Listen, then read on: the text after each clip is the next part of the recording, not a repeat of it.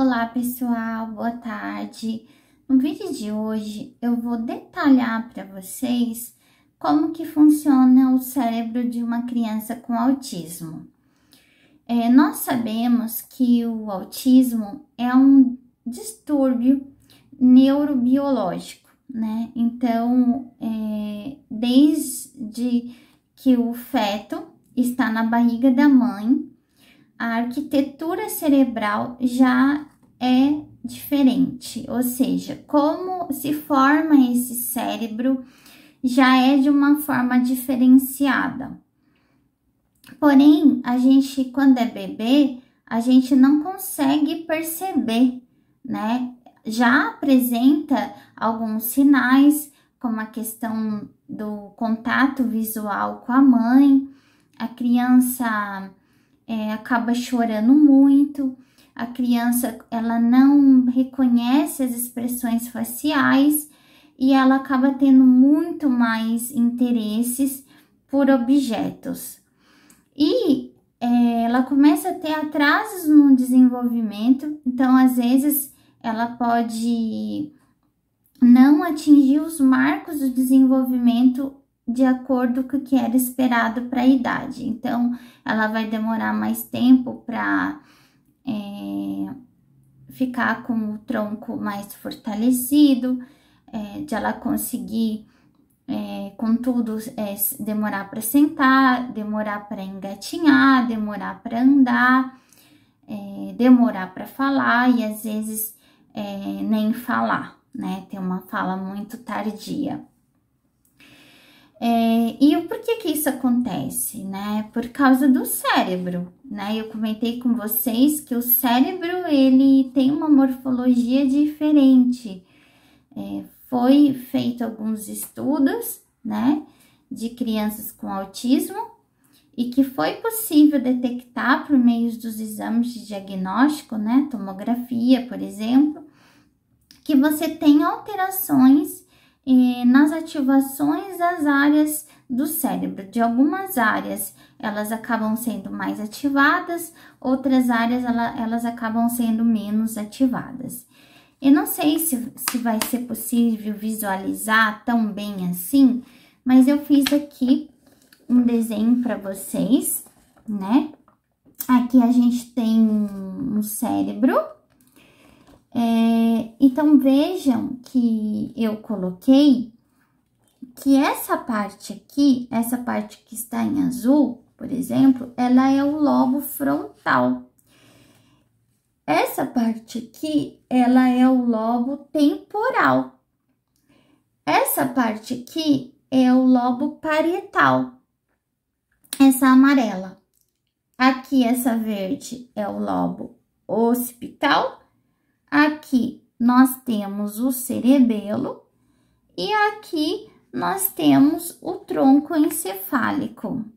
Então, o que acontece? Nessa região aqui do lobo frontal, essa região ela é responsável pelas emoções, ela é responsável pelos pensamentos, pelo raciocínio, pelo planejamento, a linguagem expressiva, certo? Então, foi verificado que nas crianças com autismo, essa região aqui, ó, da parte que está em azul, que eu fiz um desenho esquemático, essa parte azul, ela é muito afetada no autismo. Só essa área não, né? Também o lobo temporal, que é esse rosa, tá? Esse lobo temporal, ele também, porque ele é responsável pela parte de linguagem, na parte de compreensão da linguagem, certo? E também a parte de memória, as habilidades matemáticas, a parte auditiva. Então, nós sabemos, né, que tem algumas crianças com autismo que elas não podem com alguns ruídos, né? Elas entram em crise. Então, muito provavelmente, por conta de alguma alteração aqui nesse lobo temporal. E aqui, esse que tá de amarelo, é o lobo parietal, que eu falei para vocês. E aqui é responsável pela interpretação, pela leitura, pela localização espacial. Então, aqui que se dá a recepção e o processamento sensorial, nessa parte aqui amarela, tá, gente? Do lobo parietal. Então, muito provavelmente, as crianças com autismo que têm uma falha no processamento sensorial é por conta de alterações aqui nas ativações do lobo parietal. Aqui, a parte de visão, que é o lobo occipital, né? Visão e equilíbrio. O cerebelo, que é a parte de coordenação e movimento, como eu já falei para vocês. E aqui, que é o tronco encefálico, que também ele é responsável pelos batimentos cardíacos, pela respiração, tá certo? Então, esse seria o esquema do cérebro, né? Então, o que vai acontecer aqui? A criança com autismo, já desde que ela tá na barriga da mãe, esse cérebro, a quantidade de neurônios, os neurônios são as células do cérebro. A quantidade desses neurônios, por exemplo, elas vão estar alteradas. A morfologia desses neurônios, elas serão diferentes. Contudo, as sinapses serão diferenciadas. É como se imagina uma rede elétrica. E quando há uma ruptura de um fio, entra em tilt. É mais ou menos assim o cérebro de um autista. Quando ele entra em crise, é porque alguma informação não foi transmitida como deveria ser, ok? E por que isso acontece? Por conta das sinapses. As sinapses, a comunicação de um neurônio com outro. Eu vou mostrar para vocês, aqui, nesse outro desenho que eu fiz, como é um neurônio, certo? Aqui nós temos o neurônio, só que essa parte aqui nós chamamos de dendritos, essas ramificações. Essa outra parte aqui nós chamamos de axônio. E aqui, isso é um neurônio normal. Foi feito um estudo, por exemplo, com cultura de células de dente de leite de crianças com autismo.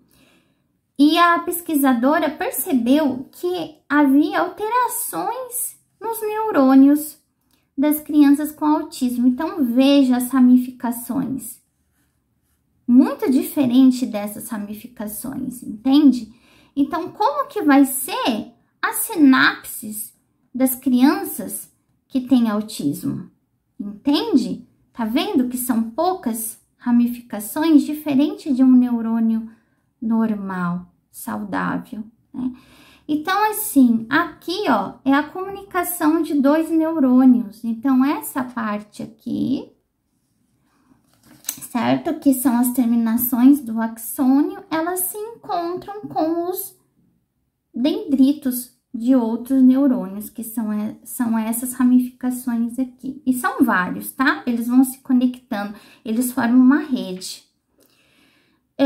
Então, assim, é difícil pensar numa cura para o autismo, justamente por causa dessa morfologia do neurônio, por causa da anatomia, né, do cérebro. Às vezes, o cérebro das crianças com autismo, por conta de ter mais neurônios, há estudos que apontam que que o cérebro das crianças com autismo tem 67% mais neurônios do que outras crianças, né? Com desenvolvimento típico. E o que a gente pode fazer, né? Aí, por que espectro autista? Porque você vai ter crianças que vai ter alguns comprometimentos em algumas áreas, numa maior e numa menor proporção. Então, se for um cérebro que vai ter mais comprometimento, a criança vai apresentar mais sintomas. Se for um cérebro com menos comprometimento nessas áreas, vai apresentar menos sintomas. Por isso que você vai encontrar crianças com autismo diferentes uma das outras. É por conta disso daqui. Não tem como a gente determinar qual a área vai ser mais afetada, qual é a área que vai ser menos afetada, certo? Então, eu fiz essa explicação para vocês. Existe estudo, sim, tem um biólogo, né, colega aí de profissão, que é o Alisson Mootri, e ele trabalha nos Estados Unidos, ele é brasileiro, e ele está trabalhando para desenvolver um medicamento que vai trabalhar nesses neurônios aqui, defeituosos, para conseguir transformar esses neurônios defeituosos em neurônios normais, certo? Mas ainda é muito difícil fazer esses medicamentos. Na verdade, eles já estão fazendo esses medicamentos, mas é difícil fazer com que esses medicamentos cheguem até o cérebro. Porque o cérebro, ele tem uma barreira de proteção, né? Então, para a medicação chegar aqui e fazer efeito, é difícil, é esse o grande desafio também, certo? Bem, eu espero que vocês tenham entendido, porque a gente olha para a pessoa autista, ela é uma criança fisicamente normal, mas as alterações, ocorrem no cérebro, a nível cerebral, certo? E por isso que você vai perceber ela tendo comportamentos de pular, de correr, de gritar, alguma sensibilidade auditiva. Então, a gente não tem como a gente prever, né, quando o cérebro da criança com autismo vai entrar numa crise. A gente consegue perceber que alguns odores, que alguns ruídos, se tem muita gente, quanto mais estímulo do ambiente, a gente já pressupõe que a criança vai receber uma carga de estímulos muito grande. E como vai fazer para o cérebro dela, já que funciona de uma maneira diferente, como ele vai conseguir processar isso tudo, entende? Então, é isso. Então, a gente precisa ter muito cuidado, né? Eu já passei por situações, né? De estar na fila e a gente tá na fila preferencial, a pessoa olhar, mas o que que ele tem, né? Por que ele está na fila preferencial? Aparentemente, realmente é uma criança normal, só que o tempo de tolerância de espera, aquela carga de estímulos que tem dentro de um shopping, que tem dentro de um banco, etc., para o cérebro de uma criança com autismo é muito difícil, tudo bem? Eu espero que vocês tenham gostado. Meu filho está aqui hoje, certo? Que vocês curtam o meu vídeo, que vocês compartilhem, ok? Tchau, tchau. Dá tchau, tchau, filho. Tchau, tchau.